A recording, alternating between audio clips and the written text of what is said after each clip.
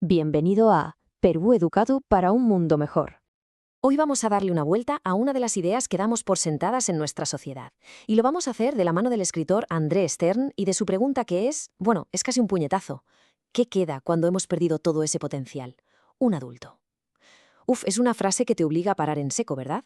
Nos hace plantearnos algo muy gordo. ¿De verdad ser adulto es la meta, la mejor versión de nosotros mismos?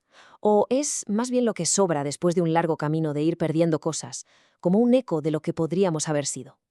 Vamos a meternos de lleno en esta idea porque os aseguro que tiene el poder de cambiarlo todo. Para entender bien esta perspectiva, vamos a seguir un camino muy claro.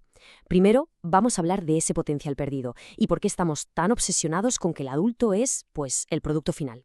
Después, vamos a descubrir por qué la ciencia nos dice que los niños son en realidad gigantes por descubrir y lo crucial que es quererles sin condiciones. Y para terminar, veremos las barreras que les ponemos sin darnos ni cuenta y entenderemos por qué la paz, la de verdad, empieza en nuestra propia casa. Venga, vamos a ello.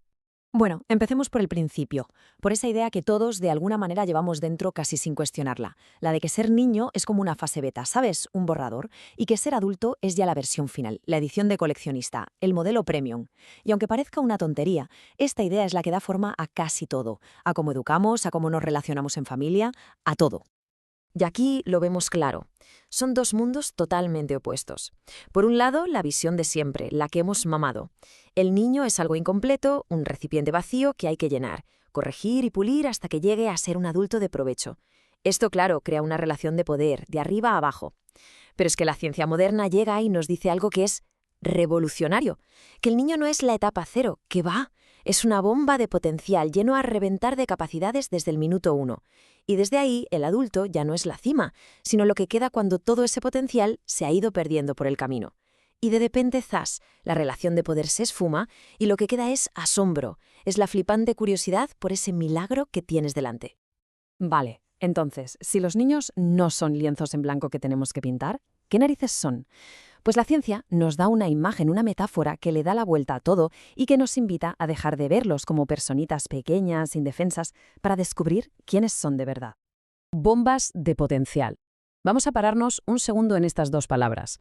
No dice semillas de potencial, que tienen que crecer poco a poco. No, dice bombas, algo que ya está cargado de una energía brutal, explosiva, lista para salir en todas direcciones. Esta imagen de Andrés Stern, que además encaja perfectamente con lo que nos dice la neurociencia sobre la plasticidad del cerebro en los primeros años, con esas miles de conexiones que se crean por segundo, lo que nos dice es que un niño no es un proyecto de persona, es una persona completa, con un potencial que roza lo infinito desde el primer día de su vida. ¿Y esto qué significa en el día a día? Pues significa que tienen la capacidad de aprenderlo absolutamente todo, cualquier idioma, cualquier habilidad, lo que sea, que pueden llegar a ser cualquier cosa que un ser humano puede ser. Cuando entiendes esto, tu cabeza hace clic. Dejas de ver a un ser pequeñito e incompleto al que hay que fabricar y empiezas a ver un gigante. Sí, un gigante en capacidad, en curiosidad, en potencial. Y tu trabajo ya no es construirlo, sino simplemente acompañarle y, sobre todo, no ponerle trabas para que despliegue toda esa grandeza que ya trae de serie. Claro, este cambio de chip, lo de empezar a ver a los niños como gigantes llenos de potencial, tiene una consecuencia emocional que es directísima y súper profunda. Afecta a lo más básico, a cómo hablamos con ellos, a cómo les demostramos que les queremos.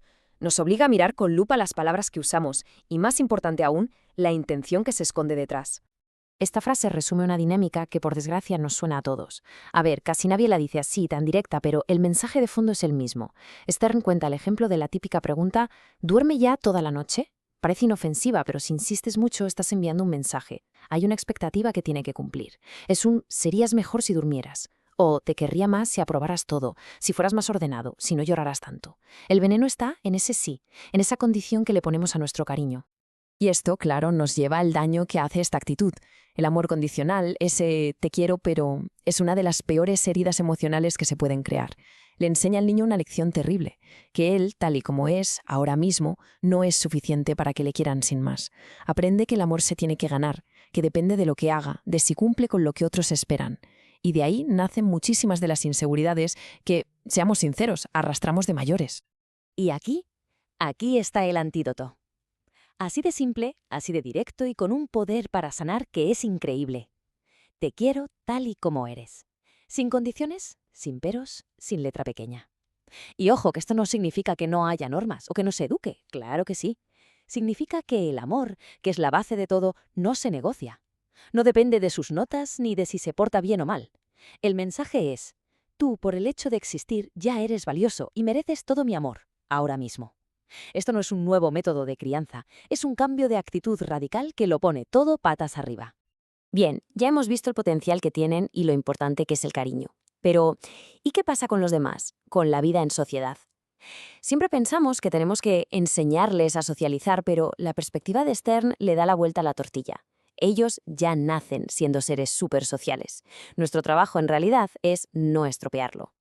Pensemos un momento en cómo mira un niño el mundo. Donde nosotros vemos categorías, etiquetas y juicios, un niño solo ve diferencias y le parecen interesantes. El color de la piel, la edad de alguien, la ropa que lleva. Para ellos son solo datos, no un motivo para discriminar. No entienden de racismo, ni de sexismo, ni de por qué las mates tienen que ser más importantes que coser o que dibujar.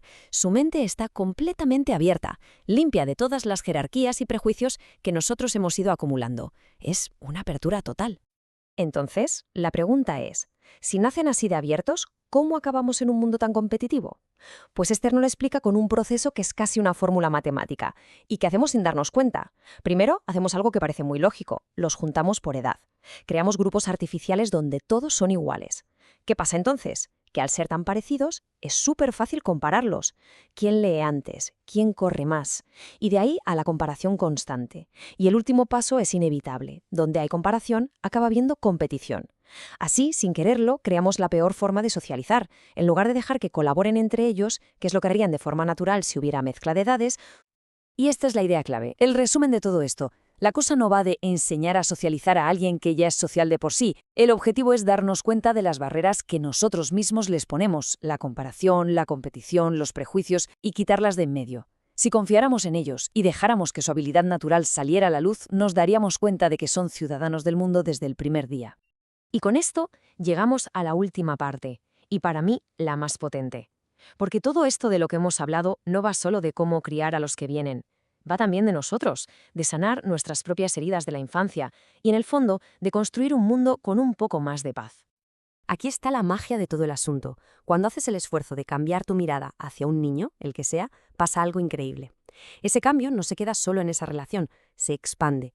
Empiezas a ver a todos los niños del mundo con esos mismos ojos, con respeto, con asombro. Y, lo más importante, empiezas a ver con esos mismos ojos al niño que tú fuiste, a esa versión tuya a la que quizás le dijeron que no era suficiente.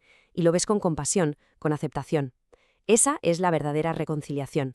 Es hacer las paces con tu pasado para poder regalar un presente mejor. Y esta es la gran conclusión, la idea que lo ata todo. Es una frase radical, pero tiene todo el sentido del mundo. La paz mundial no es solo cosa de políticos y tratados. Empieza en un sitio mucho más pequeño, mucho más íntimo, nuestra relación con la infancia. Si educamos desde la competencia, el juicio y el amor con condiciones, estamos plantando semillas de conflicto. Pero si, al revés, hacemos las paces con la infancia, la de los demás y la nuestra, si cultivamos la aceptación y el respeto, entonces sí que estamos poniendo los cimientos para una sociedad que sea de verdad pacífica. Y con esta última pregunta, para que le demos una vuelta, cerramos este análisis. No se trata de cambiar el mundo de un día para otro, ni mucho menos. Se trata de dar un pasito. Quizás sea cambiar una frase que decimos mucho, o mirar a un niño con curiosidad en vez de con juicio, o simplemente acordarnos con cariño del niño o la niña que fuimos. Cada pequeño cambio de actitud cuenta. Haz clic y comparte. Nos vemos de nuevo en otro episodio de Perú Educado para un Mundo Mejor.